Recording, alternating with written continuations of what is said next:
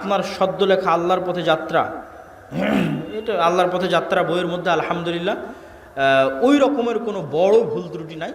কিছু হয়তো হাদিসের নাম্বার বা ইত্যাদি সংলগ্ন কিছু থাকতে পারে, তো সেগুলো আমাদের কিছু সংশোধনী চলতেছে, বাট মৌলিক আলোচনায় কোনো ভুল ত্রুটি নাই। কী জন্য? এই বইটা সরাসরি সালাফে সালেহিনদের বইয়ের সারমর্ম। মানুষ হয়তো পড়ে মনে করবে যে আমি আমার ব্রেন থেকে বইটা বের করলাম কিনা, না, এরকম কিছু না। এই বইয়ের মধ্যে কোন কোন বইয়ের সারমর্ম আছে বলে দিই। বিশেষ করে আল্লামা ইবনুল কাইয়িম রাহিমাহুল্লাহর বলা যায় 4-5টা বইয়ের সারমর্ম আছে। আদ-দা ওয়াদ দাওয়া, আল ওয়াবিলুস সাইয়্যিব, ঠিক আছে। জিকিরের উপর ইবনুল কাইয়িম রাহিমাহুল্লাহর যে বই, অন্তরের সুস্থতা অসুস্থতার উপর তার যে বই, তাকদীরের উপর তার যে বই শিফাউল আলিল, এই বইগুলোর সারমর্ম আছে। ঠিক আকীদার উপর যে বইগুলো আরবিতে লেখা হয়েছে, কিতাবুত তাওহীদ, কিতাবুত তাওহীদের সারমর্ম আছে। আল্লাহর নামের ব্যাখ্যা ইবনুল কাইয়িম রাহিমাহুল্লাহ যা যা লিখেছেন সেগুলোর সারমর্ম আছে। তারপরে শেখ সালেহ আল উসাইমিন তিনি আল্লাহর নামের উপর যে বই লিখেছেন সেটার সারমর্ম আছে। তারপরে ইমাম গাজ্জালির ইহিয়া উলুমউদ্দিন, সেই ইহিয়া উলুমউদ্দিন বইয়ের সারমর্ম আছে। এরকম সালাফে সালিহিনের লেখা বিভিন্ন বইয়ের সারমর্ম এই বইয়ের মধ্যে আছে। এটা আমার নিজের পক্ষ থেকে লেখা নয়, মানে সরাসরি আমার নিজের আবিষ্কার এরকম নয়। আজকের যেটা বিপদ, আজকের যেটা সমস্যা, সেটি হচ্ছে আমি ছিলাম ঢাকা এবং আপনাদের শ্রদ্ধেয় উস্তাদ শেখ আব্দুর রাজ্জাক বিন ইউসুফ তিনি ইংল্যান্ডের 20 দিনের সফর শেষ করে গতকাল শাহজালাল ইন্টারন্যাশনাল এয়ারপোর্টে রাতে অবতরণ করে রাজশাহীতে সকালবেলা পৌঁছেছে। আজকে তিনি রওনা দিয়েছেন রাজশাহী থেকে আপনাদের এই প্রোগ্রামে আসার জন্য, এই প্রোগ্রামের ওয়াদা রক্ষা করার জন্য। আর আমি রওনা দিয়েছি ঢাকা থেকে। আমাদের 2 গাড়ির মধ্যেই যোগাযোগ চলমান ছিল, আছে। ইতিমধ্যেই আমরা যখন হাটিকুমরুল অতিক্রম করে আপনার এই সিরাজগঞ্জ মোড় অতিক্রম করে যখন বগুড়া শেরপুর রোডে উঠেছি, তখন আমি ঘুম গেছি গাড়িতে। তখন আমার ড্রাইভার ডাক দিয়ে বলতেছে, আব্দুল্লাহ ভাই। তো বলে কি? তো বলে উস্তাজিদের গাড়ি অ্যাক্সিডেন্ট করেছে। ইন্না লিল্লাহি ওয়া ইন্না ইলাইহি রাজিউন। তাই বললাম কি ঘটনা, কোথায়? তো মোকামতলা। তো আমরা খুব দ্রুত, তখন 16 কিলোমিটার দূর ছিলাম মোকামতলা থেকে। খুব দ্রুত আমরা মোকামতলা পৌঁছার চেষ্টা করি এবং আজকের যারা প্রোগ্রামের আয়োজক তাদেরকেও কল দিয়ে আমরা দ্রুত ডাকি যে ভাই তোমরা একটু দ্রুত এগিয়ে আসো, একটু সহযোগিতা করো।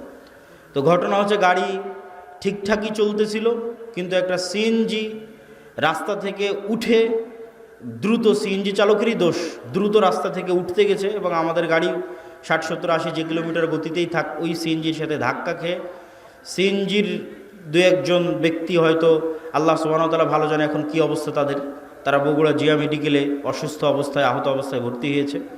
আর আমাদের শেখ আব্দুর রাজ্জাক বিন ইউসুফ তিনিও হালকা আহত হয়েছেন, তবে সেরকম গুরুতর নয়। আল্লাহ সুবহানাহু ওয়া তাআলা তাকে হেফাজত করেছে আলহামদুলিল্লাহ। তবে আমরা তাকে সাথে সাথেই আমার যে গাড়ি ছিল সেই গাড়িতে করে আমরা তাকে ব্যাক পাঠিয়ে দিই এবং আমি সিএনজিতে করে, আমাদের একটা গাড়ি এখন যেটা অ্যাক্সিডেন্ট অবস্থায় আছে সেটা ট্রাকে করে রাজশাহী নিয়ে যাওয়ার চেষ্টা হচ্ছে। আর আমি মোকামতলা থেকে সিএনজিতে করে আপনাদের এই প্রোগ্রামে অংশগ্রহণ করার জন্য এসেছি। আল্লাহ সুবহানাহু ওয়া তাআলা তৌফিক দিয়েছে। কিন্তু বিপদ কেন আসে, আল্লাহ সুবহানাহু ওয়া তাআলার পক্ষ থেকে কী জন্য আসে, আল্লাহ সুবহানাহু ওয়া তাআলা ভালো জানে। কিন্তু বিপদ দিয়ে আলোচনা শুরু করার পিছনের কারণ হচ্ছে আজকের একটা কারণ, এবং আজকের প্রোগ্রামের যে আয়োজক তার জন্য আল্লাহ সুবহানাহু ওয়া তাআলার কাছে দোয়া করি যে আজকের প্রোগ্রামের যে আয়োজক, এই ছেলেটা অসুস্থ থাকে সবসময়, ঢাকা মেডিকেলে গিয়ে ভর্তি হয়, তার টাকা পয়সারও সমস্যা থাকে। আল্লাহ সুবহানাহু ওয়া তাআলা তাকেও সুস্থতা দান করুক। আমাদের উস্তাদ শেখ আব্দুর রাজ্জাক বিন ইউসুফ তাকেও সুস্থতা দান করুক, আল্লাহুম্মা আমিন। জিয়াউর রহমানের সাথে দেখা হতে আমি বললাম যে তোমার প্রোগ্রামের ভাগ্য, তাকদীরে আল্লাহ সুবহানাহু ওয়া তাআলা কী লিখে রেখেছে যে এবারও এত চেষ্টা করার পরও তোমার প্রোগ্রামের সেই ভাগ্যের উন্নয়ন লক্ষ্য করা গেল না। আল্লাহ সুবহানাহু ওয়া তাআলা হয়তো চাইনি, এর মধ্যেই হয়তো আল্লাহ সুবহানাহু ওয়া তাআলা কোনো কল্যাণ লিখে রেখেছেন, আল্লাহ সুবহানাহু ওয়া তাআলা ভালো জানে। আজকে আমার বক্তব্যের বিষয়বস্তু অধপতন অবস্থা থেকে মুসলিম উম্মার মুক্তি কিভাবে সম্ভব, তার একটা পয়েন্ট ইতিমধ্যে আমরা আলোচনা করে ফেলেছি, অর্থনৈতিক মুক্তি। অতএব কোনো যুবক বলতে পারবে না যে আমি ঘরে বসে থাকব। মুসলমানদের ব্যবসায়ী হচ্ছে, মুসলমানদের রক্ত মাংসে তাদের বৈশিষ্ট্য হচ্ছে ব্যবসায়ী হওয়া। চাকরি করা মুসলমানদেরকে শিখিয়েছে ইউরোপিয়ানরা। মুসলমানদের বৈশিষ্ট্য ব্যবসায়ী করা, তার দলিল কোথায় থেকে নেবেন? যত সাহাবীর জীবনী আছে সব সাহাবীর জীবনী খুলে দেখেন, কোনো সাহাবী, অধিকাংশ সাহাবী নিজ বাড়িতে, নিজ এলাকায়, নিজ গ্রামে, নিজ শহরে মারা যায়নি। কেননা সবাই ব্যবসা আর দিনের দাওয়াত এই দুইটাকে নিয়ে রওনা দিয়েছে। যতদূর পর্যন্ত ইসলামের খেলাফত গেছে ততদূর পর্যন্ত তাদের ব্যবসার দিনের দাওয়াত চলতে থেকেছে। যেখানে ইসলামিক খেলাফত যায়নি, মালয়েশিয়া, ইন্দোনেশিয়া, ব্রুনাই পর্যন্ত সাহাবীদের দাওয়াত গেছে ব্যবসা আর দিনের দাওয়াত। ভারতের কেরালা, বাংলাদেশের চিটাগাং, এগুলোতে পর্যন্ত দাওয়াত এসেছে ব্যবসা এবং দিনের দাওয়াতের মাধ্যমে। কিন্তু ইউরোপীয় উপনিবেশ মুসলমানদের শিখিয়েছে তোমাদের চাকরি করতে হবে। চাকরি শব্দের অর্থ হচ্ছে চাকর থেকে চাকুরি, গোলাম থেকে গোলামি, নৌকার থেকে নৌকরি, চাকর থেকে চাকুরি। চাকুরির মধ্যে একটু হলেও গোলামের আলামত এবং স্বভাব আছে। আল্লামা ইকবাল বলেছেন, জিন্দা কৌমকা এহি হে আলামত কে বদলতি রহতি হে শুভ শাম উনকে। বলছে জীবিত কওমকে, কোন জাতিকে দেখলে বুঝবা যে এই গ্রামের মানুষ এখনো বেঁচে আছে, এই মুসলিম উম্মাহ এখনো বেঁচে আছে, বাংলাদেশের মানুষেরা এখনো বেঁচে আছে যদি দেখো তাদের প্রতিদিনের সকাল সন্ধ্যা পরিবর্তন হচ্ছে। তাদের প্রতিদিনের সকাল সন্ধ্যা যদি পরিবর্তন হচ্ছে দেখো, তাহলে বুঝবা বেঁচে আছে। আর যদি দেখো প্রত্যেক দিন একই রকম, সকালে উঠে অফিস, অফিস থেকে বের হয়ে বাসা, সকালে উঠে অফিস, অফিস থেকে বের হয়ে বাসা, সকালে উঠে কারখানা, কারখানা থেকে বের হয়ে বাসা, যদি সেম রুটিন থাকে তাহলে বুঝবে এই জাতি মারা গেছে। কেন? মরু যাযাবর বিদয়ীন যারা মুসলমান হয়েছিল তাদের কোনো দিন সকাল সন্ধ্যা একরকম থাকতো না। ওরা আজকে এখানে 5 দিন, এখান থেকে উঠে পরের দিন রংপুর, রংপুর থেকে উঠে পরের দিন রাজশাহী, রাজশাহী থেকে উঠে পরের দিন ঢাকা। প্রতিদিন এদের সকাল সন্ধ্যা পরিবর্তন হয়। আর যারা ব্যবসায়ী এদের কোনো দিন সকাল সন্ধ্যা এক থাকে না। আজ এই উদ্যোগ, কাল এই সমস্যা, কাল এই প্রবলেম, আজকে এই সমস্যা, আজকে এই উদ্যোগ। প্রতিদিন তাদেরকে নতুন নতুন চ্যালেঞ্জ, নতুন নতুন প্রবলেম মোকাবেলা করে ব্যবসা করতে হয়। তাহলে বুঝতে হবে এরা জীবিত আছে। ব্যবসায়ী হতেই হবে, ব্যবসায়ী হওয়ার চেষ্টা যুবক সমাজকে করতেই হবে। কেন? তার একটা দলিল দিই। আইয়ুব আলাইহিস সালাতু ওয়াস সালাম একদা গোসল করছিলেন, তখন আসমান থেকে স্বর্ণের বৃষ্টি হচ্ছে। আইয়ুব আলাইহিস সালাতু ওয়াস সালাম গোসল বাদ দিয়ে ওই স্বর্ণের বৃষ্টি স্বর্ণ কুড়াতে গেলেন। যখন স্বর্ণ কুড়াতে গেলেন তখন আল্লাহ সুবহানাহু ওয়া তাআলা আইয়ুব আলাইহিস সালাতু ওয়াস সালামকে বলছে, তোমাকে তো আমি গরিব করে দিইনি, তাহলে তুমি কেন স্বর্ণ কুড়াতে গেলে? এখনও তোমার লোভ গেল না? ধন সম্পদের উপর থেকে এখনও তোমার লোভ যায়নি, থেকে গেছে? তখন আইয়ুব আলাইহিস সালাতু ওয়াস সালাম উত্তরে বলছে, আল্লাহ, ধন সম্পদের উপর লোভ থেকে নয়, স্বর্ণের উপর লোভ থেকে নয়, এই যে স্বর্ণ আকাশ থেকে অবতীর্ণ হচ্ছে এটা আপনার দয়া অবতীর্ণ হচ্ছে, এটা আপনার রহমত অবতীর্ণ হচ্ছে। আর আমি যদি সারা পৃথিবীর সকল ধন সম্পদের মালিক হয়ে যাই, তবু আপনার দয়া থেকে যদি বলি যে না আল্লাহর দয়া আমার দরকার নাই, তাহলে তো আমি অহংকারী। সারা পৃথিবীর সব ধন সম্পদের মালিক হয়ে গেছি, তাও যদি বুঝতে পারি ওখান থেকে 1 টাকা ইনকাম করা যাবে, তাহলে আমি মনে করব ওই 1 টাকা তো আল্লাহর দয়া। তাহলে ওই 1 টাকা ইনকাম বাদ দিয়ে ঘরে বসে থাকলে এটা অহংকার হবে আল্লাহর দয়ার সাথে। অতএব ওখান থেকে 1 টাকা ইনকাম করা যাবে, ওটা আল্লাহর দয়া, তাড়াতাড়ি ওটা নিতে হবে। আল্লাহ সুবহানাহু ওয়া তাআলা বলছেন, ফাইদা কুজিয়াতিস সালাত ফান্তাশিরু ফিল আরজ ওয়াবতাগু মিন ফাজলিল্লাহ। যখনই তোমাদের সালাত শেষ হয়ে যায় তখনই তোমরা বের হয়ে যাও পৃথিবীতে। যেখানে পৃথিবীতে তোমরা আল্লাহর দয়া দেখতে পাবে, সারা পৃথিবীতে আল্লাহর দয়া ছড়িয়ে ছিটিয়ে আছে, ওই দয়াগুলো জমা করো, ওই দয়াগুলো একত্রিত করো, ওই রিজিকগুলো অনুসন্ধান করো। তাহলে কোনো যুবকের পক্ষে সমীচীন হবে না, কোনো মানুষের পক্ষে সমীচীন হবে না যে সে বুঝতে পারবে ওখান থেকে 1 টাকা পাওয়া যাবে আর ওই 1 টাকা ইনকামের চেষ্টা করবে না, এটা অহংকার। বক্তব্যের এই পয়েন্ট আর একটা কথা বলে শেষ করে নতুন পয়েন্টের দিকে এগিয়ে যাই। ধনী কিভাবে হবে? আমি ইসলামিক ফাইন্যান্সের ছাত্র হিসেবে আজকে আপনাদের গাইবান্ধার মানুষকে একটা পরামর্শ দিয়ে যাই। ধনী হওয়ার উপায় কি? 1 নাম্বার, ধনী হওয়ার পৃথিবীতে কোনো শর্টকাট রাস্তা নাই। প্রত্যেক শর্টকাট রাস্তা হারাম। প্রত্যেক যে এসে আপনাকে বলবে যে এখানে এটা করো, এতদিনের মধ্যে তুমি এত টাকার মালিক হয়ে যাবে, নিশ্চিত জেনে থাকবেন এটা হারাম। পৃথিবীতে ধনী হওয়ার কোনো শর্টকাট রাস্তা নাই, প্রত্যেক শর্টকাট রাস্তা জুয়া। তাহলে ধনী হওয়ার রাস্তা কি? ধনী হওয়ার রাস্তা হচ্ছে কম্পাউন্ড পদ্ধতিতে ধনী হওয়া। সেটা কি? আজকে আপনাদের উপস্থিত জনসমাজকে বললাম আমার এক হাতে আছে 50 লক্ষ টাকা, আর এক হাতে আছে 1 টাকা। আপনারা কে 50 লক্ষ নিতে চান, কে 1 টাকা নিতে চান? তবে শর্ত কি জানেন? এই 50 লক্ষ টাকা থেকে 1 টাকাও বাড়বে না। আর এই 1 টাকা থেকে প্রতিদিন এই 1 টাকাটা দ্বিগুণ হবে। আজ 1 টাকা তো কাল 2 টাকা, 2 টাকা তো পরের দিন 4 টাকা, 4 টাকা তো পরের দিন 8 টাকা, 8 টাকা তো পরের দিন 16 টাকা। কতদিন দ্বিগুণ হবে? 30 দিন। তা আপনারা এখানে বসে থেকেও যদি এখন ক্যালকুলেশন করেন, আপনার মনে হবে আরে বাড়তে তো 8 টাকা, 8 টাকা থেকে 16 টাকার কতই বাড়বে, 16 টাকা থেকে 32 টাকা, তার চেয়ে ভালো এই 50 লক্ষ টাকা এটা নিয়ে নিই। আপনি তাহলে ধনী হতে পারবেন না। আপনি এখনও ব্যবসা বুঝেন না, আপনি এখনও জুয়ার মধ্যে আছেন। মনে করতেছেন ব্যবসা মানে মনে হয় জুয়া, যে একটা গেম খেলে নিলাম একবারে ধনী হয়ে গেলাম। এখান থেকে উঠে গিয়ে হিসাব করবেন যে এই 1 টাকা দ্বিগুণ হতে হতে 30তম দিনে কত হবে? 1 কোটি টাকার বেশি হবে।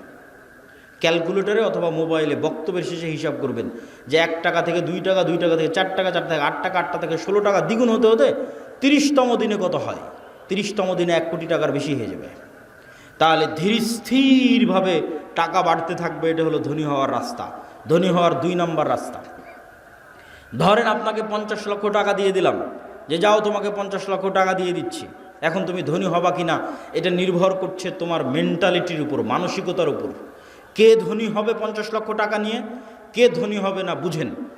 যে 50 লক্ষ টাকা নিয়ে গিয়ে চিন্তা করবে আরে 50 লক্ষ টাকা পেয়েছি, তাহলে 50 লক্ষ টাকা থেকে একটা গাড়ি কিনি, মোটর সাইকেল কিনি, তারপরে একটা গাড়ি কিনি 20 লাখ টাকা দিয়ে, বাড়ি করি 30 লাখ টাকা দিয়ে।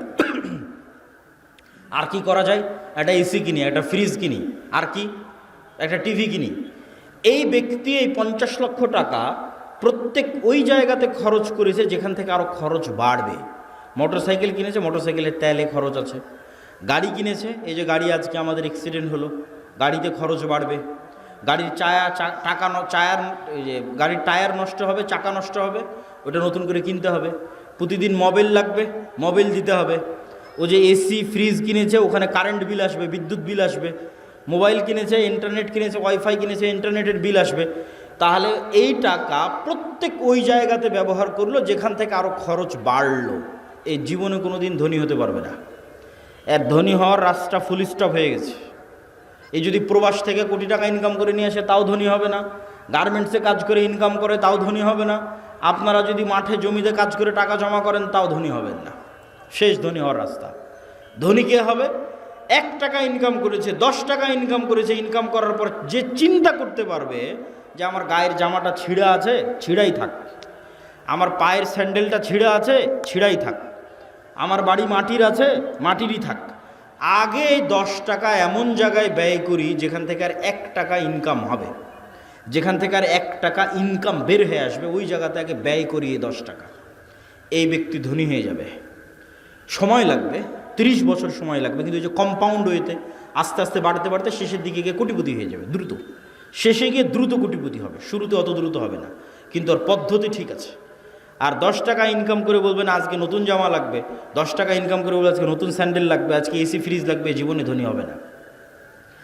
যে টাকা এমন জায়গায় ব্যয় করতে পারে যেখান থেকে আবার টাকা ইনকাম হওয়ার রাস্তা তৈরি হবে, এ ধনী হয়ে যাবে, আজকে যতই গরিব থাকুক। তাহলে মুসলমানদের ধনী হওয়া ছাড়া, অর্থনৈতিক মুক্তি ছাড়া গোলামি থেকে মুক্তির রাস্তা নাই। আজকের পুরো পৃথিবী টিকেই আছে ডলারের গোলামির উপর। ভেনেজুয়েলার প্রেসিডেন্টকে হাত পা বেঁধে তুলে নিয়ে যাওয়ার কারণ কি? টাকা, তেল। আজকে মুসলমানেরা মুক্তি পাচ্ছে না কেন? ডলার ভিত্তিক অর্থনীতির গোলাম। সব IMF, ওয়ার্ল্ড ব্যাংকের কাছ থেকে লোন নিয়ে রেখেছে। সারা পৃথিবীর সকল অর্থনীতির কন্ট্রোল ইহুদিদের আছে। তাহলে মুসলমান বলবে আমি ঘুমাবো, বসে থাকবো, ফ্রি ফায়ার পাবজি খেলবো, ব্যবসা করবে না, টাকা পয়সা ইনকাম করবে না, মুক্তি হবে? এটা অসম্ভব। ব্যবসা করতে হবে, টাকা পয়সা ইনকাম করতে হবে। আল্লাহ সুবহানাহু ওয়া তাআলা কবুল করুক, আল্লাহুম্মা আমিন। গোলামি থেকে মুক্তির জন্য 2 নম্বর করণীয় ঈমান বিল গায়বে ইয়াকিন এবং সর্বোচ্চ তাওহীদে বিশ্বাস। আল্লামা ইকবাল লিখেছেন, ये दौर अपने बराहिम की तलाश में है। আজকের যুগে মুসলমানদের মুক্তির একটাই রাস্তা। আজকে মুসলমানদের মধ্যে একজন ইব্রাহিম আলাইহিস সালাম লাগবে। নাই, ইব্রাহিম আলাইহিস সালাম নাই মুসলমানদের মধ্যে। আল্লামা ইকবাল গবেষণা করে দেখেছে, অনুসন্ধান করে দেখেছে, মুসলমানদের মধ্যে সালাত আদায়কারী আছে, রোজাদার আছে, দানবীর আছে, ইব্রাহিম আলাইহিস সালামের মতো সর্বোচ্চ তাওহীদে বিশ্বাসী নাই। আপনারা আহলে হাদিস মানুষ মনে করছেন আমরা তো কবরে যাই না, আমরা তাবিজ কবজ ব্যবহার করি না, আমরা শিরক করি না, তাহলে আমাদেরও কিসের তাওহীদে কমতি আছে? সেটা কোথায়? ইব্রাহিম আলাইহিসসালাতু ওয়াসসালামের তাওহীদ মানে তার হৃদয় শুধু এই কবর আর শিরক থেকে মুক্ত নয়, তার হৃদয় টাকার প্রভাব থেকে মুক্ত, নেশার প্রভাব থেকে মুক্ত, নারীর প্রভাব থেকে মুক্ত, ক্ষমতার প্রভাব থেকে মুক্ত। কোনো একটার প্রলোভন দেখিয়ে তাকে আল্লাহর আনুগত্য থেকে দূরে করা যাবে না। তুমি আহলে হাদিস হলে কি হবে, সালাফি হলে কি হবে, কবরে পূজা না দিলে কি হবে? তুমি তো বিড়িখোর, সিগারেটখোর, বিড়ি সিগারেটের নেশায় আছো, তাহলে তোমার ইলাহকে ওই বিড়ি সিগারেট। ইলাহাহু হাওয়া, যার নাফসকে সে নিজের ইলাহ বানিয়ে নিয়েছে। তুমি টাকার জন্য হালাল হারাম বাস বিচার না করেই টাকার জন্য পাগল, তাহলে তোমার ইলাহকে টাকা। তুমি ক্ষমতার জন্য বাস বিচার না করে মানুষ হত্যা করতে পারো, মিছিল মিটিং করতে পারো, মিথ্যা কথা বলতে পারো, তাহলে তোমার ইলাহকে ক্ষমতা। তাহলে যার অন্তরে হয় ক্ষমতার প্রভাব আছে, না হয় নারীর প্রভাব আছে, না হয় টাকার প্রভাব আছে, না হয় জুয়ার প্রভাব আছে, না হয় অন্য কোনো নেশার প্রভাব আছে, এ তাওহীদপন্থী নয়, এই ইব্রাহিম আলাইহিসসালাতু ওয়াসসালামের উত্তরসূরি নয়। যতই শিরকে আকবার না করুক, বড় শিরক না করুক, ইব্রাহিম আলাইহিস সালাম কে? যার হৃদয় শুধু ওটাই চায় যেটা আল্লাহ বলেছে, তার হৃদয় ওটাই ভালোবাসে যেটা আল্লাহ ভালোবাসে, তার হৃদয় ওটাই ঘৃণা করে যেটা আল্লাহ ঘৃণা করে। এটা এত সহজ নয়। আল্লাহ যেটা ঘৃণা করতে বলেছে ওটাকে আপনি শতভাগ ঘৃণা করবেন, আর আল্লাহ যেটা ভালোবাসতে বলেছে ওটাকে আপনি জান প্রাণ দিয়ে ভালোবাসবেন। এই মহব্বত, এই ভালোবাসা আল্লাহ সুবহানাহু ওয়া তাআলার সাথে, এই সম্পর্ক আল্লাহ সুবহানাহু ওয়া তাআলার সাথে, আল্লাহকে আপনি ওই লেভেলের ইলাহ মানেন, এই মুসলমান হওয়া এত সহজ নয়। ওই ইব্রাহিম আলাইহিসসালাতু ওয়াসসালাম হওয়া অত সহজ নয়, কিন্তু ইব্রাহিম আলাইহিস সালাম লাগবে। মুক্তি ইব্রাহিম আলাইহিসসালাতু ওয়াসসালামের মতো মানুষ হওয়া ছাড়া সম্ভব নয়। 2 নাম্বার, ঈমান বিল গায়বে ইয়াকিন। গায়েব মানে যা চোখে দেখা যায় না। আজকে এখানে আব্দুল্লাহ বিন আব্দুর রাজ্জাক উপস্থিত হয়েছে, এটা আপনারা চোখে দেখতে পাচ্ছেন, কিন্তু এখানে যে ফেরেশতারাও উপস্থিত হয়েছে এটা কি দেখতে পাচ্ছেন? দেখতে পাচ্ছেন না। কিন্তু ফেরেশতারা যে উপস্থিত হয়েছে ওটাকে যেই দিন এইভাবে বিশ্বাস করতে পারবেন, যেভাবে এখন আমাকে দেখে যেটা আপনার অন্তরে যেই মাত্রার বিশ্বাস, যেখানে আব্দুল্লাহ বিন আব্দুর রাজ্জাক উপস্থিত আছে, এই মাত্রার বিশ্বাস যেই দিন হবে যেন এখানে আমার পাশে ফেরেশতারা বসে আছে, এটার নাম ঈমান বিল গায়বে ইয়াকিন। এটা হচ্ছে দেখতে পাওয়া, ভিজুয়ালাইজ করা।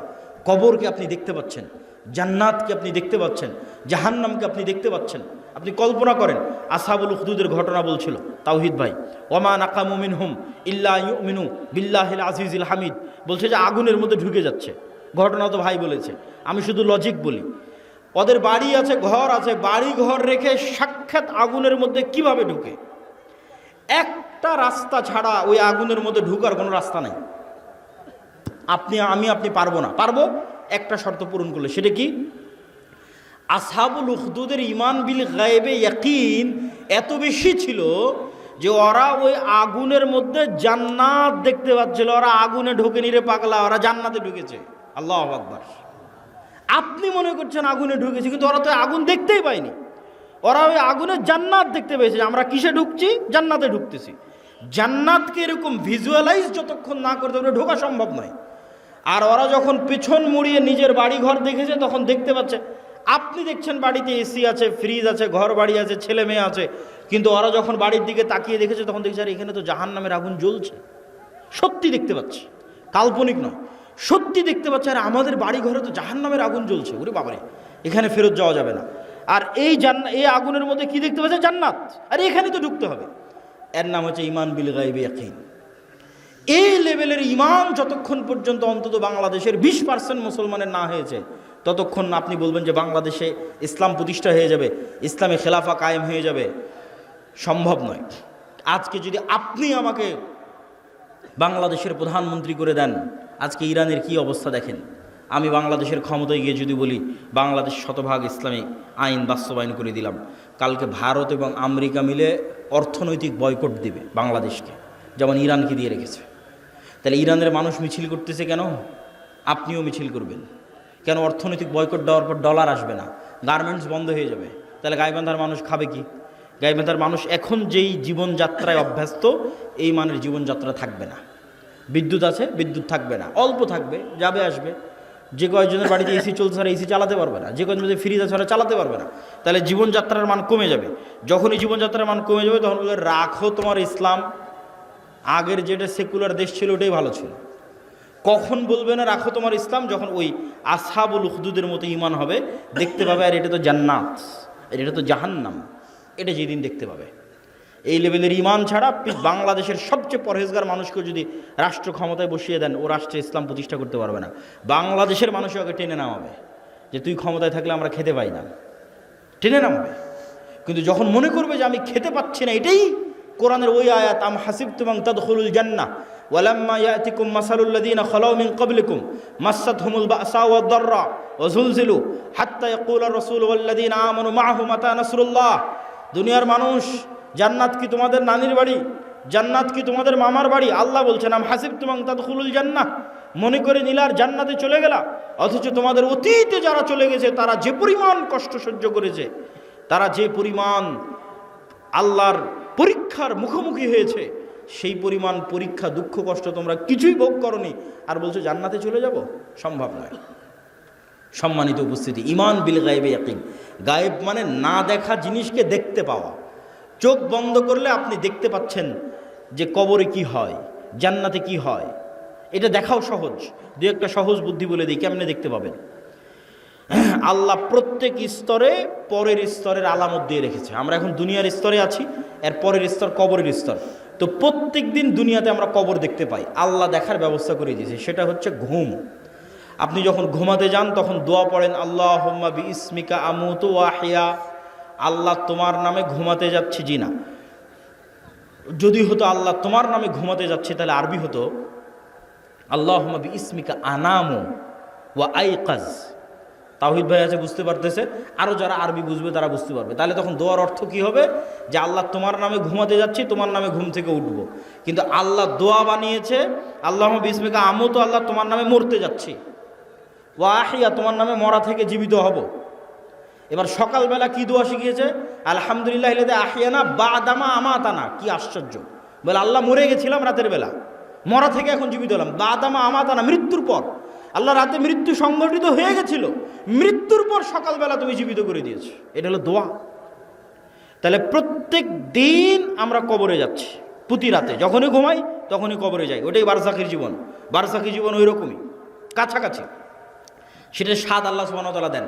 যদিও রুহের পার্থক্য ভেদে বারজাখি জীবনে এক একজনের এক এক রকম হবে। যেমন যারা শহীদের রূহ, এরা পাখি হিসেবে জান্নাতে উড়বে, তাদের খাবারের ব্যবস্থা থাকবে। যারা শহীদের রুহের চাইতে উপরের লেভেলের রূহ, তারা আল্লাহর আরশে ঝুলন্ত থাকবে, বাতির মতো, আলোক বাতির মতো আল্লাহর আরশে ঝুলন্ত থাকবে।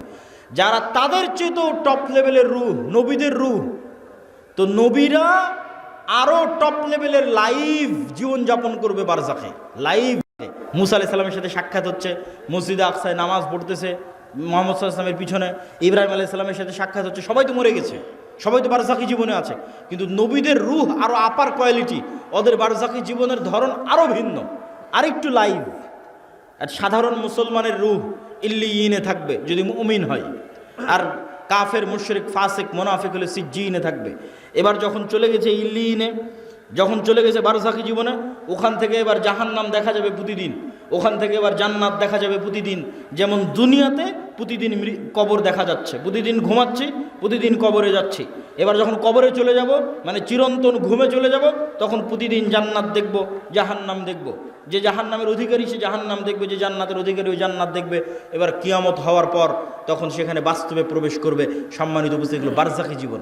ঠিক কিয়ামতকে ভিজুয়ালাইজ করতে পারতে হবে, জান্নাতকে ভিজুয়ালাইজ দেখতে চোখ বন্ধ করলে যেন জান্নাত দেখা যায়। আপনার কাছে চিরন্তন চিরস্থায়ী আনন্দ কোনটা? আজকে আপনার বাপ মা ভাই বোন সবার সাথে বিচ্ছেদ হয়ে গেল, আপনার বাবা মারা গেছে, দাদা মারা গেছে, তাদের সাথে আর জীবনে কোনো দিন দেখা হবে না, এটা অনেক কষ্টের। আর যদি মনে করেন না আবারও এই গাইবান্ধা, এই শাখাহাতি, এই বালুয়ার গ্রামে যদি আমার বাবা মা ভাই বোন সবাইকে নিয়ে একসাথে থাকতে পারতাম, বিশাল বাড়ি হতো, আর যদি কোনোদিন মৃত্যু না হতো, সবাই যদি একসাথে মিলেমিশে আনন্দে কাটাতে পারতাম, তাহলে এই স্বপ্ন জান্নাতে পূরণ হবে। তাহলে জান্নাতে আসল জীবন, দুনিয়ার জীবন জীবন নয়। আমরা এই যে ঢাকা থেকে রওনা দিয়ে আপনার এই শাখাহাতিতে যতক্ষণ অপেক্ষা করতেছি, রুহের জগৎ থেকে সফর শুরু হয়ে জান্নাতে যাওয়া পর্যন্ত দুনিয়ার সময় অতটুকু। আমি এই যে আধা ঘন্টা আগে এসেছি, আর আধা ঘন্টা পর এখান থেকে বের হয়ে যাবো, 1 ঘন্টা সময় যতটুকু, রুহের জগৎ থেকে সফর শুরু হয়ে জান্নাতে যাওয়ার পর্যন্ত এই দুনিয়ার 60 বছরের জীবন ততটুকু, বাস্তবেও ততটুকু। কিয়ামতের মাঠে মানুষ উঠে বলবে, আরে দুনিয়াতে তো আমরা একদিন ছিলাম। বাস্তবেও আপনি এখন কল্পনা করে দেখেন যে আপনার গত 30 বছর চোখের পলকে পার হয়ে গেছে। মনে হবে আরে কয়দিন ছিলাম আমি দুনিয়াতে। ঠিক যখন মরার সময় কাছে চলে আসবে 60 বছর, তখনও মনে হবে আরে 2-1 দিনের মধ্যে সময় তো পার হয়ে গেল। এই একই অনুভূতি কিয়ামতের মাঠে যখন উঠবেন, ধরো দুনিয়াতে তো ছিলামই না, 1 দিন কি 2 দিন ছিলাম দুনিয়াতে। এটাই আল্লাহ বলে যে দুনিয়ার জীবন 1 ঘন্টার সমান, আধা ঘন্টার সমান। শুধু ধৈর্য ধরলেই হয়, একটু ধৈর্য ধারণ করলেই হয়। আল্লাহ সুবহানাহু ওয়া তাআলার কাছে পৌঁছার জন্য প্রস্তুত থাকার চেষ্টা করতে হবে। এটা ঈমান বিল গায়বে ইয়াকিন, এটা ছাড়া মুসলমানদের মুক্তি হবে না। আর 2টা কাজ করতে হবে মুসলমানদেরকে। টাকা ইনকাম করার কথা বলেছি, আরও 2টা কাজ আছে। 1, নেতা হওয়ার জন্য 2টা শর্ত পূরণ করতে হবে। সত্যবাদিতা, ন্যায়পরায়ণতার শর্ত, শিক্ষা এবং জ্ঞানের শর্ত। বুঝেন, আল্লাহ সুবহানাহু ওয়া তাআলা এই পৃথিবীকে যেই ফাংশনের উপর ডেভেলপ করেছে, এই ফাংশন সবার জন্য সমান। এই যে মোবাইল, এই মোবাইলের যেখানে চাপ দিলে লাইট জ্বলবে, এখানে যদি আমি চাপ দিই তাও লাইট জ্বলবে।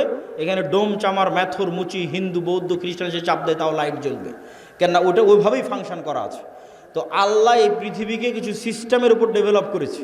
এখানে কিছু বাটন আছে, যেই সমস্ত বাটনে চাপ দিলে পরের রেজাল্ট বের হয়ে আসে। তো আল্লাহ তার নিজের তৈরি করা নিয়ম ভাঙ্গে না, খুব কম ভাঙ্গে। আল্লাহ আগুনকে তৈরি করেছে পোড়ানোর জন্য। ওই যে আসহাবুল উখদুদ, ওরা কত তাকওয়াবান পরহেজগার, ওরা আগুনের মধ্যে ঢুকে গেছে, আগুন পুড়িয়ে দিয়েছে। আগুন বলেনি যে এরা আল্লাহওয়ালা মানুষ, এদের পুড়াবো না।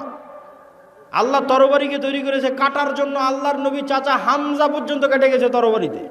তরবারি বলেনি আরে এটা তো হামজার শরীর কাটবো না। না, নিয়ম নিয়ম। আল্লাহ খুব কম সময় নিয়ম ভাঙে। শুধুমাত্র ইব্রাহিম আলাইহিস সালামের সময় নিয়ম ভেঙেছে। আগুনকে বলছে, আগুন কুলনা ইয়া নারু কুনি বারদাম ওয়া সালামান আলা ইব্রাহিম, তোমার কাজ পোড়ানো, তবে আজকে নয়। কিন্তু সাধারণত আল্লাহ নিয়ম ভাঙে না। তাহলে আল্লাহ পৃথিবীকে তৈরি করেছে একটা নিয়মের উপর। সেই নিয়মটা হচ্ছে যে জ্ঞান এবং শিক্ষার বাটনে চাপ দিবে, ও অটোমেটিক শক্তিশালী এবং নেতা হয়ে যাবে। এটার উপর পৃথিবী দাঁড়িয়ে আছে।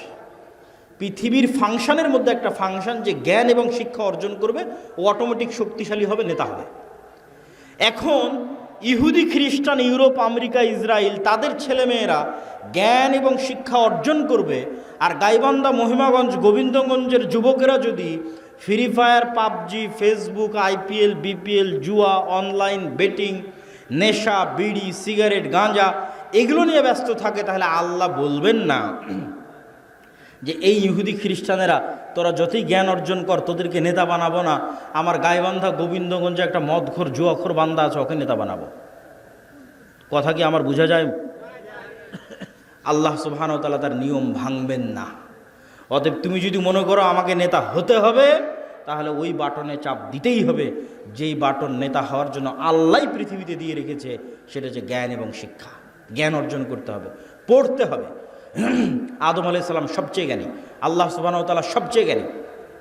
জ্ঞান আল্লাহর বৈশিষ্ট্য, জ্ঞান আদম আলাইহিস সালামের বৈশিষ্ট্য। তলুতকে নেতা বানানো হয়েছে জ্ঞানের কারণে। অতএব যুবক সমাজ, তোমাদের জ্ঞান অর্জন করতে হবে। তারপরের পয়েন্ট কি? ন্যায়পরায়ণতা, সত্যবাদিতা। বানু ইসরায়েলের ইতিহাস বহু বক্তব্যে আমি আলোচনা করেছি। বানু ইসরায়েলের ইতিহাসের সামারি কি? নবীর সন্তানেরা কিভাবে গোলাম হয়ে গেল, গোলাম হওয়ার কারণে কি কি বিকৃতি আসলো। এই যে এক্ষুনি ইউসুফ আলাইহিস সালামের গল্প বললাম, ইব্রাহিম, ইসহাক, ইয়াকুব, ইউসুফ, তাদের ছেলেরাই বানু ইসরায়েল। এরা ফেরাউনের গোলাম হয়ে গেল, 300 বছর গোলাম থাকলো। গোলাম হওয়ার পর মুসা আলাইহিস সালাম এসে এদের বাঁচালো। বাঁচানোর পর গোলামির কারণে কি কি পরিবর্তন হলো নবীর ছেলেদের। ইব্রাহিমের ছেলেদের কি কি পরিবর্তন আসলো গোলামির কারণে। আল্লাহ বলছেন যাও যুদ্ধ করতে হবে জেরুজালেমে। নবীর ছেলেরা কি বলে? ইযহাব আনতা ওয়া রাব্বুকা ফাকাতিলা, তুমি আর তোমার আল্লাহ গিয়ে যুদ্ধ করো। তারা ইব্রাহিম আলাইহিস সালামের ছেলে।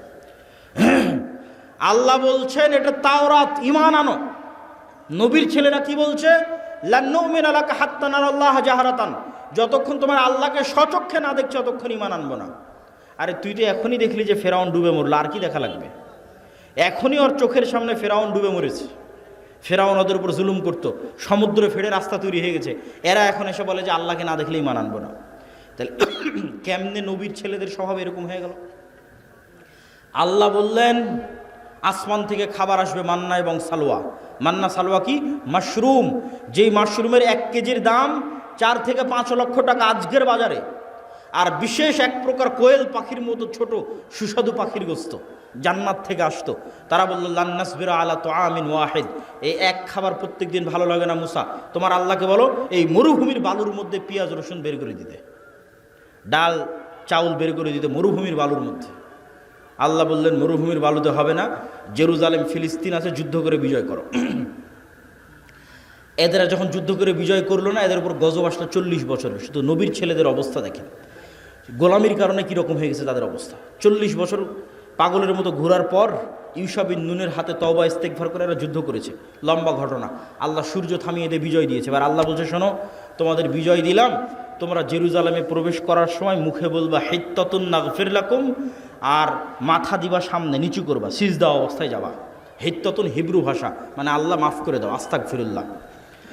এরা কি করলো? ঢোকার সময় পিছন আগে দিল, মুখে বলল হিনতাতুন, গমের দানা। কোরআনে এগুলো বর্ণনা করা আছে, কোরআন থেকে বলতেছে। আমি কি অবস্থা দেখেন নবীর ছেলেদের।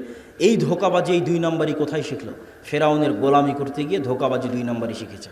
তাহলে ধোকাবাজি 2 নম্বরই, ছল চাতুরি, গোলামির স্বভাব।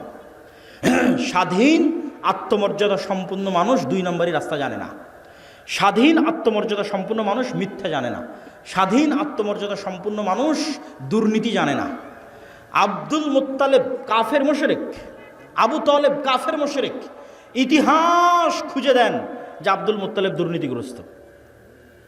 ইতিহাস খুঁজে নিয়ে আসেন, ইতিহাস খুঁজে নিয়ে আসেন। মুহাম্মদ সাল্লাল্লাহু আলাইহি ওয়াসাল্লামের চাচা আবু তালেব 2 নম্বর মিথ্যুক। কঠিন আছে, খুঁজে নিয়ে আসা কঠিন আছে। কেন? আব্দুল মুত্তালেব, আবু তালেব এরা কাফের মুশরিক, হলো ইসমাইলের সন্তান। বানু ইসরাইল ইসহাকের সন্তান, ইব্রাহিমের এক ছেলে ইসহাকের সন্তান, আর এরা ইব্রাহিমের আর এক ছেলে ইসমাইলের সন্তান। আল্লাহর দয়ায় ইসমাইলের ছেলেরা কোনোদিন কারো গোলাম ছিল না। কেন গোলাম ছিল না? আরে মক্কাতে না আছে পানি, না আছে নদী, না আছে সমুদ্র, না আছে ফল ফসল, কি আছে মক্কায় যে কে এসে মক্কা দখল করবে? কেউ মক্কা দখল করেনি। আব্রাহা একবার চেয়েছিল যে এখানে কেন মানুষ ইবাদত করতে যায়, আমি ইয়েমেনে ইবাদতের ঘর তৈরি করব, আমার এখানে ইবাদত করতে আসবে। তো ওখানে মানুষ ইবাদত করতে যায়নি, তো কাবা ঘর ভাঙতে গেছিল আব্রাহা, একবারই। তা বাদে কেউ ইসমাইলের সন্তানদেরকে কেউ গোলাম বানায়নি। এই জন্য ইসমাইলের সন্তানেরা অধিকাংশই, 2-1 জনের কথা বলা যাবে না, অধিকাংশই জন্মগত মিথ্যা, ধোঁকা জানত না। তাহলে কি দাঁড়ালো? বানু ইসরাইলের সামারি আর মুহাম্মদ সাল্লাল্লাহু আলাইহি ওয়াসাল্লামের বাপ দাদা আর বানু ইসমাইল, ইসমাইলের সন্তানের সামারি। যে গোলামি করে, গোলামি থেকে কি স্বভাব আসে? দুর্নীতি, 2 নম্বরই, ধোঁকাবাজি, মিথ্যা। আর যে নেতা, যে নেতৃত্ব দিবে, সে মিথ্যা জানে না, সে দুর্নীতি জানে না, সে 2 নম্বরই জানে না, সে ধোঁকাবাজি জানে না। এবার চলে আসেন আমাদের কাছে। ব্রিটিশেরা দেখলো, আমেরিকা দেখলো যে মুসলমানেরা যদি একবার সত্য বলা শিখে যায়, মুসলমানেরা যদি একবার ন্যায় প্রতিষ্ঠা করা শিখে যায়, তাহলে তো পৃথিবীতে আমাদের থাকার জায়গা হবে না। তাহলে মুসলমানদের এমন সিস্টেমের মধ্যে ফেলে দাও যেন ওরা কোনোদিন সত্য বলা শিখতেই না পারে। মুসলমানদের একটা নেতাও যেন সত্যবাদী, ন্যায়পরায়ণ না হয়। তাহলে কি দিতে হবে? গণতন্ত্র। কেমনে গণতন্ত্র? কেমনে গোলাম তৈরি করে? গণতন্ত্র এমন এক সিস্টেম যেখানে এক দলের নেতা আর এক দলের নেতার বিরুদ্ধে বলবে তো বলবেই, একই আসনের মনোনয়ন প্রার্থী একই দলের, আর বাকি মনোনয়ন প্রার্থীগুলোর বিরুদ্ধে যদি 2 নম্বরই না করে, মিথ্যা না বলে, টাকা পয়সার লেনদেন না করে, লিয়াজু লবি মেনটেন না করে, তাহলে মনোনয়নই নিয়ে আসতে পারবে না। বাস্তব মাঠের পরীক্ষা। আর ইশতেহারে দল নিজেও জানে বাস্তবায়ন করতে পারবে না, মিথ্যা ওয়াদা দিবে। মিথ্যা না বলা শিখলে ভোট পাবে না। আর যারা ভোটার, সেও মিথ্যা ওয়াদা দিবে। যত এমপি প্রার্থী আসবে, হ্যাঁ ভাই আপনাকে ভোট দেব, 500-1000 টাকা, 500-1000 টাকা, হ্যাঁ আপনাকে ভোট দেব। ভোটারও মিথ্যুক, এমপিও মিথ্যুক, মনোনয়ন প্রার্থীও মিথ্যুক, এবং সবাই লিয়াজু, লবি, 2 নম্বরই রাস্তা, ধোঁকাবাজি, এগুলো একদম ভোটের দিন পর্যন্ত যদি না করে ও জিতেও আসতে পারবে না। তাহলে এই গণতান্ত্রিক পদ্ধতিতে 300 এমপি নির্বাচিত হয়ে গেল। এখন বানু ইসমাইল আর বানু ইসরায়েলের এই যে আগের ফরম্যাট আপনাকে দিয়ে দিলাম, এই ফরম্যাট অনুযায়ী আপনি বলেন যে এই 300 এমপি নেতা না গোলাম? একটু জোরে বলতে হবে, নেতা না গোলাম? গোলাম। এইটা যদি একবার বুঝে গেছেন তাহলে বুঝে গেছেন যে মুসলমানদের সমস্যা কোথায়, মুসলমানদের কাজ কি। এবার তো নেতাদের অনেক দোষ ত্রুটি বললাম, এবার একটু আমাদের দোষ ত্রুটি খুঁজি। আমরা কেমনে বুঝবো যে আমি ন্যায়পরায়ণ আছি কিনা, আমি নেতা হতে পারবো কিনা, আমি সত্যবাদী কিনা? দেখেন, দেশ ঠিক করতে ওসি, ডিসি, এসপি, মন্ত্রী, সচিবালয়ে যারা থাকে এরাই আসল। ক্ষমতায় ডক্টর ইউনূস 2 বছরের জন্য, আগের সরকার 16 বছরের জন্য, নতুন যারা আসবে 5 বছরের জন্য। কিন্তু এই আর্মি, পুলিশ, কোর্ট, জজ, সচিবালয়ে যারা আছে এদের কারো চাকরি যায়নি, এরাই থাকবে। তো এরা যদি বলে যে আমরা আজ থেকে দুর্নীতি করবো না, আজ থেকে সত্যবাদী, আজ থেকে ন্যায়পরায়ণ, তো দেশে তো 80% ইসলাম কায়েম হয়ে যাবে। ইসলাম কায়েম হওয়া মানে কি এটাও বুঝতে হবে। ইসলাম কায়েম হওয়া মানে, যদি মনে করেন সবাই 5 ওয়াক্ত সালাত আদায়কারী হবে, ঠিক আছে, সমস্যা নেই। যদি মনে করেন সবাই পর্দা করবে, ঠিক আছে, সমস্যা নেই। কিন্তু কল্পনা করেন যে আজকে গাইবান্ধার শতভাগ মানুষ আজ থেকে 5 ওয়াক্ত সালাত আদায় করতেছে, আর গাইবান্ধার আজকে সব নারী পর্দা করতেছে, কিন্তু এদের অধিকাংশই এখনও 2 নম্বরই করতেছে, মিথ্যা বলতেছে, অন্যের সম্পদ দখল করে নিচ্ছে, দুর্নীতি করতেছে। তাহলে এখানে ইসলাম কায়েম হয়েছে? ইসলাম কায়েম হয়নি। এবার আপনি বুঝবেন কেন বললাম ওসি, ডিসি, এসপি এরা যদি আজ থেকে শতভাগ সৎ হয়ে যায় তাহলে 80% ইসলাম কায়েম হয়ে যাবে। শুধু কি তাই, এই ওসি, ডিসি, এসপি, মিনিস্টার, সচিবালয় যারা আছে এরা আল্লাহকে ধোঁকা দিতে চায়, মানুষকে ধোঁকা দিতে চায়। 2 নম্বরই উপায়ে টাকা ইনকাম করে সেই টাকা দিয়ে হজ করে পাপ ক্ষমা করতে চায়। নাউজুবিল্লাহ। এই পাগলদেরকে কে বুঝাবে যে তুমি যে অবৈধ টাকা দিয়ে হজ করছো ওটা তো কবুল হয়নি, কোনো সমস্যা নাই। তোমার মনের স্বাদ যে তুমি হজ করবা, তোমার মনের স্বাদ যে তুমি একটু মসজিদ কমিটির মেম্বার হবা, টাকা পয়সা দিবা, দান করবা, তো তুমি দান করে জানে কি পাবা, হজ করে জানে কি পাবা, তার চেয়ে তো সিক্রেট তোমার কাছেই আছে, এর চেয়ে বেশি নেকি পাওয়ার। সেটা কি? রাসূল সাল্লাল্লাহু আলাইহি সাল্লাম বলছেন, সাবআতু ইউদিল্লুহুমুল্লাহ ইয়াউমা লা দিল্লা ইল্লা দিল্লুহ, ইমামুন আদিল, যে 7 শ্রেণীর মানুষকে আল্লাহ বিশেষ ছায়া দিবে। তার 1 নম্বরে তাহাজ্জুদ গুজারকে অতিক্রম করে 1 নম্বরে চলে গেছে, দানবীরকে অতিক্রম করে 1 নম্বরে চলে গেছে, যে ওসি তার পদে বসে কিন্তু চুল পরিমাণ অন্যায় করে না, মিথ্যা বলে না। আল্লাহু আকবার। যে ডিসি, যে এসপি, যে প্রিন্সিপাল তার পদে বসে কিন্তু চুল পরিমাণ অন্যায় করে না, মিথ্যা বলে না, এটা 1 নম্বরে চলে গেছে, ইমামুন আদিল। তাহলে তুমি অন্যায় উপায়ে সুদ ঘুষ নিয়ে টাকা ইনকাম করে হজ দান করতে চাচ্ছ, এটা তো চরম বোকামি। তুমি যেখানে দায়িত্ব পালন করছো ওখানে সত্যবাদিতার ন্যায়ের সাথে দায়িত্ব পালন করো, ওটাই ইবাদত। এবার আপনাদেরকে বলি, আপনি আপনার একটা উদাহরণ, আপনার বোনকে আপনার পিতার সম্পত্তিতে ন্যায়ের সাথে সম্পত্তি বুঝিয়ে দিয়েছেন কিনা? যদি হ্যাঁ হয় তাহলে আপনার নেতা হওয়ার সম্ভাবনা আছে, যদি না হয় তাহলে আপনার মধ্যে বানু ইসরাইলের গোলামির স্বভাব বিরাজ করতেছে, আপনি গোলাম, আপনার পরবর্তী 14 প্রজন্ম গোলাম। নেতা হতে চাইলে আগে নিজেকে ন্যায়পরায়ণ হতে হবে, যে না, আমার বাবা যা জমি দিয়ে গেছে আমি আজকেই ন্যায়ের ভিত্তিতে আমার বোন যা পায় সেটা আমি বুঝিয়ে দেব।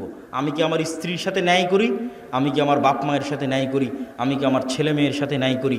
এইভাবে যখন ন্যায় প্রতিষ্ঠার চ্যালেঞ্জে আন্দোলন তৈরি হবে যে আমরা ন্যায় প্রতিষ্ঠা করব সমাজের রুট লেভেল থেকে টপ লেভেল পর্যন্ত, এমনি রাষ্ট্রে ইসলাম কায়েম হয়ে যাবে, 80% ইসলাম কায়েম হয়ে যাবে, এবং এরাই নেতা হবে।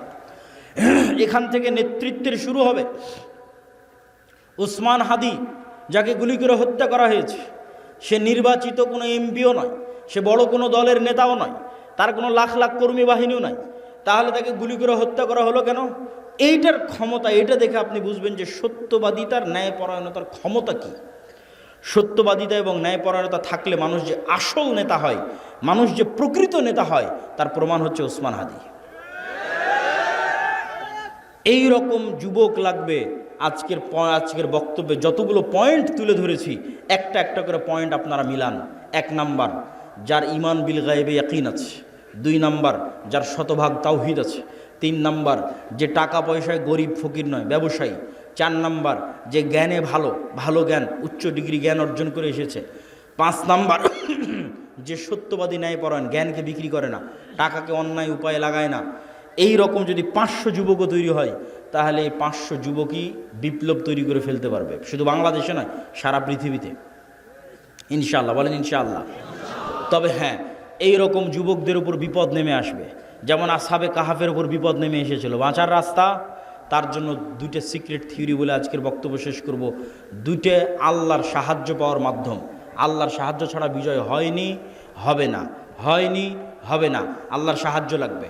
আল্লাহর সাহায্য পাওয়ার 1 নম্বর উপায় সালাত, 2 নম্বর উপায় জিকির। সালাত কি? আজকে এখানে বসে বক্তব্য দিচ্ছি, আমেরিকায় বসে মানুষ লাইভ দেখতেছে, ইংল্যান্ডে বসে লাইভ দেখতেছে, ঢাকায় বসে লাইভ দেখতেছে। তো এই যে ইন্টারনেটের মাধ্যমে, মোবাইলের মাধ্যমে 1000 কিলোমিটার দূর থেকে আমার সাথে তারা লাইভ কানেক্টেড হয়েছে।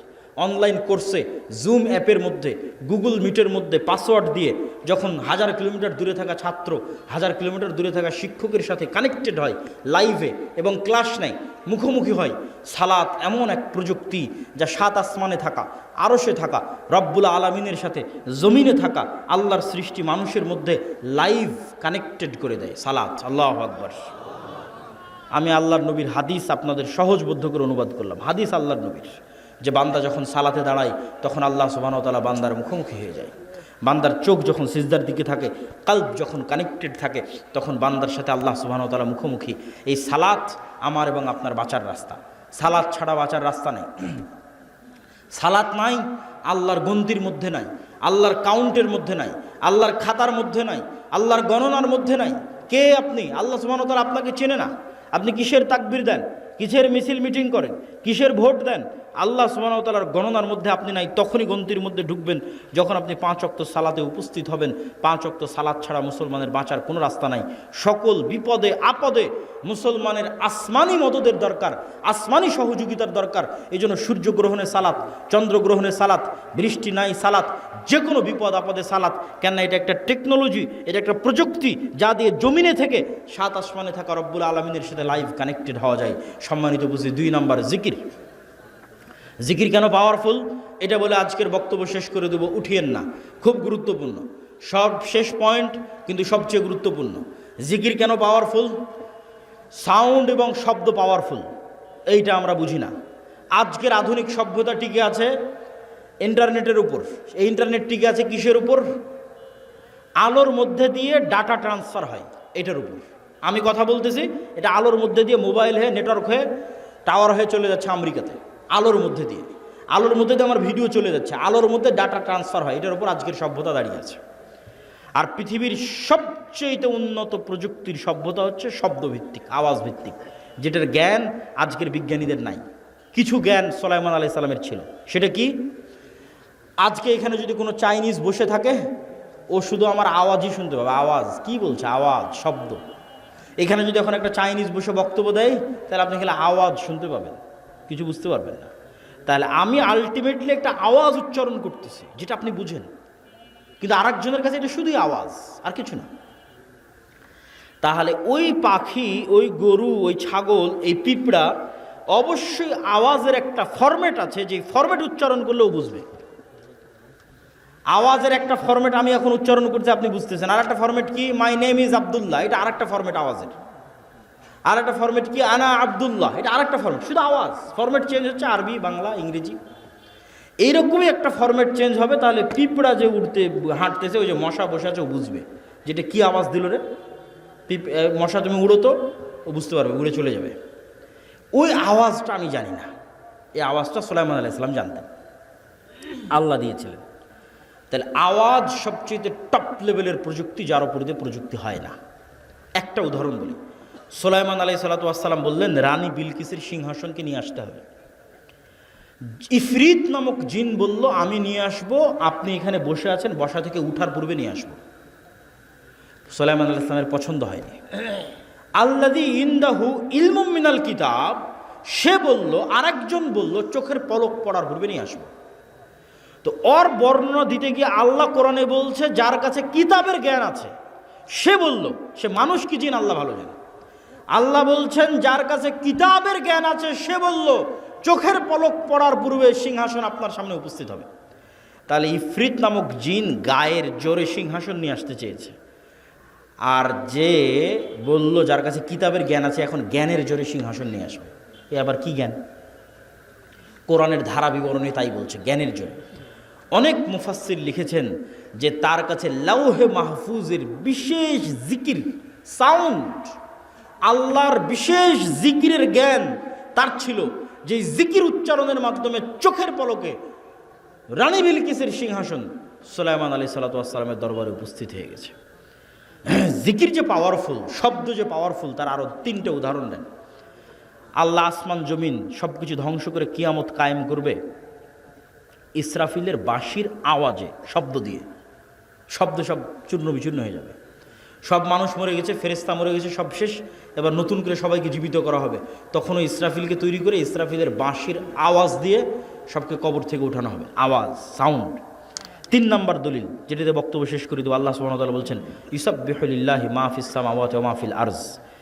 আসমান এবং জমিন এবং তার মধ্যে যা কিছু আছে, এই পোস্টার এটাও আওয়াজ করে তাসবিহ পাঠ করতেছে, এই টিস্যু এটাও আওয়াজ করে তাসবিহ পাঠ করতেছে, গায়ের জামা, উপরের প্যান্ডেল, নিচের মাটি, লাইট, ক্যামেরা যা আছে সব আওয়াজ করে তাসবিহ পাঠ করতেছে। সে আওয়াজ আমি শুনতেছি না, যেমন পিঁপড়ার চলার আওয়াজ আমি শুনতে পাই না, কিন্তু পিঁপড়ার চলার আওয়াজ 10 কিলোমিটার দূরে থাকা হাতিও শুনতে পাবে, আমি শুনতে পাই না।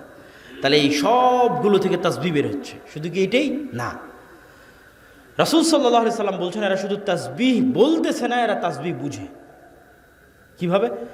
মুয়াজ্জিন যখন আজান দেয় তখন মুয়াজ্জিনের আজান যতদূর পর্যন্ত যায় ততদূর পর্যন্ত জীব জন্তু, জড়বস্তু, জড় পদার্থ, কীট পতঙ্গ, পঙ্গপাল যা আছে সব মুয়াজ্জিনের আজান বুঝে ওই আজানের পক্ষে কিয়ামতের মাঠে সাক্ষী দেবে। আল্লাহু আকবার। তাহলে পুরো পৃথিবীটাই টিকে আছে তাসবিহের উপর, পুরো পৃথিবীটাই টিকে আছে জিকিরের উপর। আপনি চোখ বন্ধ করলে যখন এটা দেখতে পাবেন, যখন এটা বুঝতে পারবেন, তখন বুঝবেন জিকির কত পাওয়ারফুল। তাহলে বলেন সালাতের চেয়েও পাওয়ারফুল? জি না, কথা ওঠে নয়, সালাতও জিকির। আল্লাহ কোরআনে বলছেন আকিমিস সালাত লিযিকরি, সালাত পড়ো জিকিরের জন্য। আসলে 24 ঘন্টা আল্লাহর জিকির করা উচিত, কিন্তু 24 ঘন্টা তো তোমরা পারো না, শয়তান তোমাদের পিছে লেগে থাকে। তো অন্তত 5 বার তো আল্লাহকে স্মরণ করো 24 ঘন্টার মধ্যে, এটা ফরজ। এটা যদি না করো তাহলে তোমার সাথে আল্লাহর কোনো সম্পর্ক নেই। মা সালাম। যে কাল দিনে রাতে 24 ঘন্টায় 5 বার আল্লাহকে স্মরণ করতে পারে না, ওর সাথে আল্লাহর কোনো সম্পর্ক নেই। আল্লাহকে স্মরণ করার জন্য সালাত নির্ধারিত ফরম্যাটে দেওয়া আছে, আরও বেশি মজবুত, আরও বেশি পাওয়ারফুল করার জন্য। পুরো সালাতের প্রত্যেক ফরম্যাটে জিকির আছে। যখন আমরা কোরআন পড়ি তখন জিকির। কোরআন কি জিকির? যদি বুঝেন যে আল্লাহর আওয়াজ, আল্লাহর সাউন্ড, যদি বুঝেন আওয়াজ এবং সাউন্ড পাওয়ারফুল, তাহলে একটু কল্পনা করেন কোরআন এটা কার আওয়াজ, এটা কার সাউন্ড? আল্লাহর। জিবরাইল আলাইহিসসালাতু ওয়াসসালাম আল্লাহ সুবহানাহু ওয়া তাআলার নিকট থেকে, লাউহে মাহফুজ থেকে, জিবরাইল আলাইহিসসালাতু ওয়াসসালামের নিকট থেকে মুহাম্মদ সাল্লাল্লাহু আলাইহি ওয়াসাল্লাম। এই জন্য তাজবিদের গুরুত্ব আছে। আপনার কোরআন পড়াটা যেন এমন হয় যেমনভাবে মুহাম্মদ সাল্লাল্লাহু আলাইহি ওয়াসাল্লাম পড়তেন। তাহলে মুহাম্মদ সাল্লাল্লাহু আলাইহি ওয়াসাল্লামের পড়াটা জিবরাইলের মতো, জিবরাইলের পড়াটা আল্লাহ সুবহানাহু ওয়া তাআলার মতো, আল্লাহর আওয়াজ। আল্লাহু আকবার, আল্লাহু আকবার। মুসা আলাইহিসসালাতু ওয়াসসালামের লাঠির চেয়ে পাওয়ারফুল জিনিস মুসলমানদের কাছে আছে, সেটা হচ্ছে আল্লাহর আওয়াজ, আল্লাহর শব্দ। এই জন্য এটা সর্বশ্রেষ্ঠ জিকির। আফজালুজ জিকির তিলাওয়াতুল কোরআন। সম্মানিত উপস্থিতি, তাহলে কি দিয়ে আপনি বাঁচবেন? নেতা হতে চান, ইসলামী বিপ্লব করতে চান, 2টা জিনিস লাগবেই, সকাল সন্ধ্যের জিকির, 5 ওয়াক্ত সালাত, পারলে রাতেরও সালাত। আল্লাহ সুবহানাহু ওয়া তাআলা আমাদেরকে আজকের বক্তব্যের উপর আমল করার তৌফিক দান করুক, আল্লাহুম্মা আমিন। আজকের বক্তব্য পুরোটাই লিখিত আকারে আল্লাহর পথে যাত্রা বইয়ের মধ্যে আছে, যেটা আজকে আমাদের সাথে একটা গাড়িও আসতে পারিনি, গাড়ি অ্যাক্সিডেন্ট করার কারণে। এই জন্য আজকে বই পুস্তক আছে কিনা আমি জানি না, তবে না থাকলে আপনারা সংগ্রহ করার চেষ্টা করবেন। এই আল্লাহর পথে যাত্রা বইটা প্রত্যেক মসজিদ, মাদ্রাসা, স্কুল, কলেজ, লাইব্রেরিতে দৈনিক অন্তত 1 পৃষ্ঠা করে হলেও পড়া উচিত। মহিমাগঞ্জ কামেল মাদ্রাসাতেও অন্তত 1-1.5 পৃষ্ঠা করে পড়া উচিত, বাস্তবায়ন করা উচিত। পাঠচক্র সকল মসজিদ মাদ্রাসায় আল্লাহর পথে যাত্রা আর মাসিক আল ইতিসাম। এই বলে আমি আমার আজকের বক্তব্য শেষ করছি। প্রশ্ন উত্তর আপনারা ধীর স্থিরভাবে থাকেন, তাড়াহুড়া করার কিছু নাই। শাইখ সালাম নেবেন। আমার প্রশ্ন হলো, সালাতে যদি কোনো ব্যক্তি সূরা কেরাত মুখ এবং যদি ঠোঁট বন্ধ থাকে তাহলে এটা পড়া হলো না, এটাকে পড়ার মধ্যে ধরা হয় না। ঠোঁট নড়তে হবে, জিহ্বা নড়তে হবে, আওয়াজ হোক অথবা না হোক। শাইখ সালাম নেবেন। আমার প্রশ্ন হলো, এই শীতকালে আমাদের এলাকায় প্রায় সকল মসজিদে ফজর সালাতের আজান ওয়াক্ত শুরু হওয়ার অন্তত 20-30 মিনিট পূর্বে দেওয়া হয়। এইটা যদি দেওয়া হয় তাহলে অবশ্যই সংশোধন করার চেষ্টা করতে হবে। আর এখন তো আধুনিক যুগ, মোবাইল অ্যাপস সব জায়গায় নির্ধারিত সময় দেওয়া আছে কখন সুবে সাদেক হচ্ছে। কোনো ব্যক্তি ব্যাংকে টাকা রেখে কিছু সুদসহ মূলধন ফেরত পেয়েছে, উক্ত সুদের টাকা গ্রাহক নিতে ইচ্ছুক, তবে কি তিনি উক্ত টাকা কোনো অনিচ্ছুক নিকট আত্মীয় এতিমকে দান করে দিতে পারবেন? মানুষকে দিয়েন না, জনকল্যাণমূলক কাজে নেকির আশা ছাড়া ব্যয় করে দেন। সেটা যেমন ব্রিজ, কালভার্ট, টয়লেট, বাড়িঘর, এগুলো খাওয়ার মধ্যে দিয়েন না। শায়েখ, আমি বিভিন্ন সমস্যার সম্মুখীন, এমন অবস্থা বেশি বেশি দান করতে পারছি না, এমত অবস্থা একটা আমল শিখিয়ে দিন যা বিপদ থেকে রক্ষা করবে। সকল আমলকে কভার দিতে পারে জিকির। সকল আমলের কভার দিতে পারবে জিকির। যারা দান করতে পারতেছে না তার দানের নেকিও পাবে জিকির দিয়ে। হজ উমরায় যেতে পারতেছে না টাকার কারণে, তারা হজ উমরার নেকি পাবে জিকির দিয়ে। সিজদায় সব ধরনের দোয়া পাঠ করা যাবে কি ফরজ সালাতে? প্রথমত সালাতে আরবি ছাড়া অন্য কোনো দোয়া পড়া উচিত নয়, এটা 1 নাম্বার। 2 নাম্বার, ফরজ সালাতে তো একদমই সম্ভব নয়। 3 নাম্বার, এমন কোনো সমস্যা নাই যেই সমস্যার বিপরীতে মুহাম্মদ সাল্লাল্লাহু আলাইহি ওয়াসাল্লাম এবং আল্লাহর পক্ষ থেকে আরবিতে দোয়া নাই, এরকম এমন কোনো সমস্যা নেই। তাহলে ওই বাক্যটা আপনি উচ্চারণ করলেন যেই বাক্যটা ওহির মাধ্যমে এসেছে। আপনি নিজে বানিয়ে যেটা বলবেন এটা কত পাওয়ারফুল হবে বলেন? আর যেটা ওহির মাধ্যমে এসেছে, আল্লাহ কবুল করেছে, লা ইলাহা ইল্লা আনতা সুবহানাকা ইন্নী কুনতু মিনাজ জালিমিন, এটাকে আল্লাহ একবার কবুল করেছে। রব্বানা যালামনা আনফুসানা ওয়া ইল্লাম তাগফির লানা ওয়া তারহামনা লানাকুনান্না মিনাল খাসিরিন, এটাকে আল্লাহ একবার কবুল করেছে। এই জন্য নবী রাসূলেরা যে বিপদে পড়ে যে দোয়া করেছে ওটা কষ্ট হলেও ওই ভাষায় আরবিতেই পড়া উচিত। সারা জীবন দিনের উপর টিকে থাকার উপায় কি? সালাতের সাথে, মসজিদের সাথে, কোরআনের সাথে, এই 3টার সাথে সম্পর্ক যদি ছিন্ন না হয়, আশা করি মরা পর্যন্ত ইমানের উপর থাকা যাবে। আর এই 3টার কোনো একটার সাথে সম্পর্ক ছিন্ন হয়ে গেলে ইমানের সাথে থাকা কঠিন হয়ে যাবে। সালাত, মসজিদ, কোরআন। ইসলামে তো জাতীয়তাবাদ হারাম, তাহলে প্রশ্ন করেছে আর কি জাতীয়তাবাদ কি? প্রথম কথা হচ্ছে, জাতীয়তাবাদ বলেন, গণতন্ত্র বলেন, সমাজতন্ত্র বলেন, এগুলো সবই হচ্ছে একটা মূর্তি, নতুন যুগের, আধুনিক যুগের মূর্তি, যেটা এই যুগের আজরেরা তৈরি করেছে।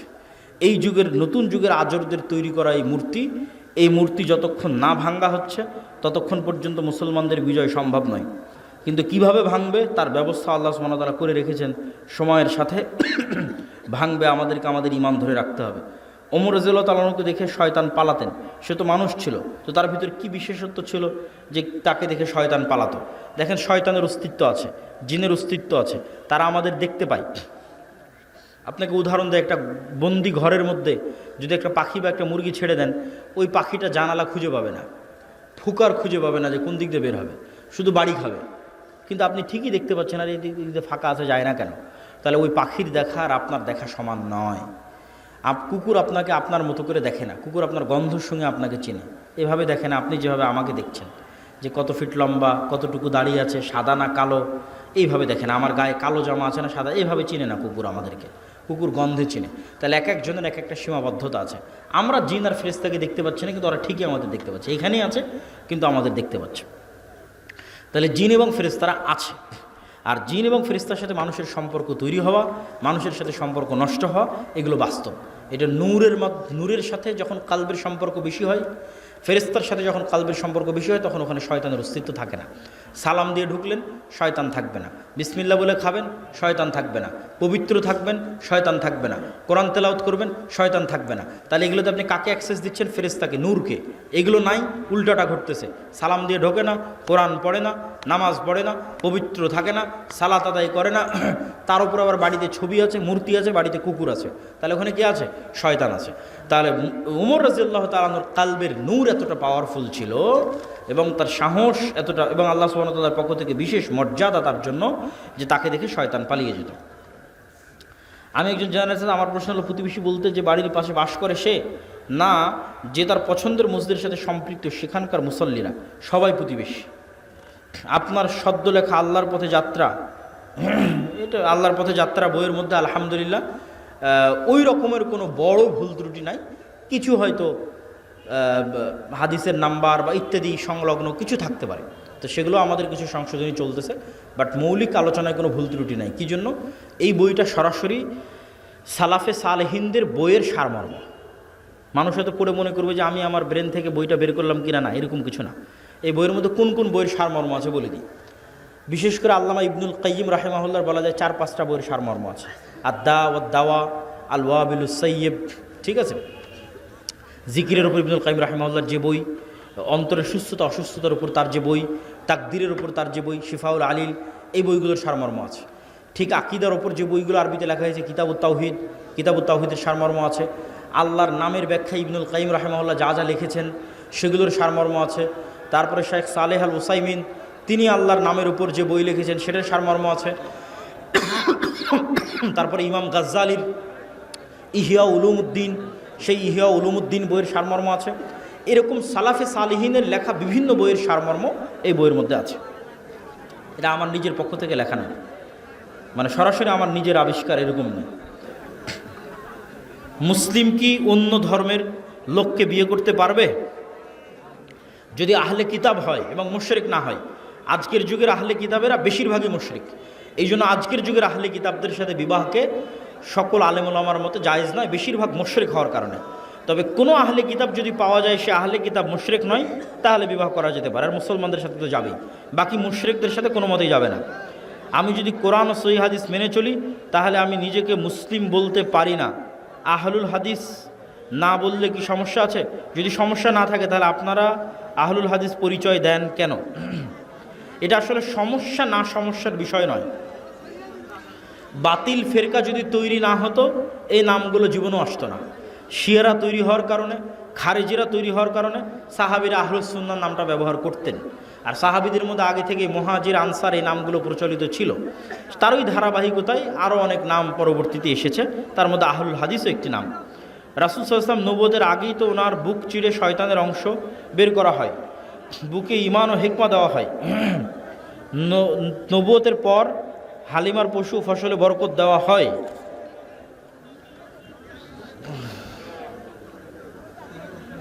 পাগল কি প্রশ্ন করেছে? আল্লাহ সুবহানাহু ওয়া তাআলা যাকে ইচ্ছা সঠিক পথের দাওয়াত দেন। ছেলে মেয়ে বিয়ের বয়স হয়েছে কিন্তু বিবাহ দিচ্ছে না, তাতে করণীয় কি? প্রথম কথা হচ্ছে বিবাহ করার সক্ষমতা অর্জন করতে হবে। তোমার টাকা পয়সার ইনকাম নাই, বিয়ে করে নিয়ে আসবা, পরের দিন ভালোবাসা জানালা দিয়ে পালিয়ে যাবে, ভালোবাসা টিকবে না, ডিভোর্স হবে, সম্পর্ক নষ্ট হবে। তাহলে টাকা পয়সা উপার্জন করতে হবে, উপার্জন করে বিয়ে করতে হবে। আর ধৈর্য ধরার জন্য কি করতে হবে? হ্যাঁ এখনই দাও, হ্যাঁ এখনই দাও। প্রশ্ন তো চালাবো নি, পরে প্রশ্ন তো অনেক, শেষ করতে তো সময় লাগবে।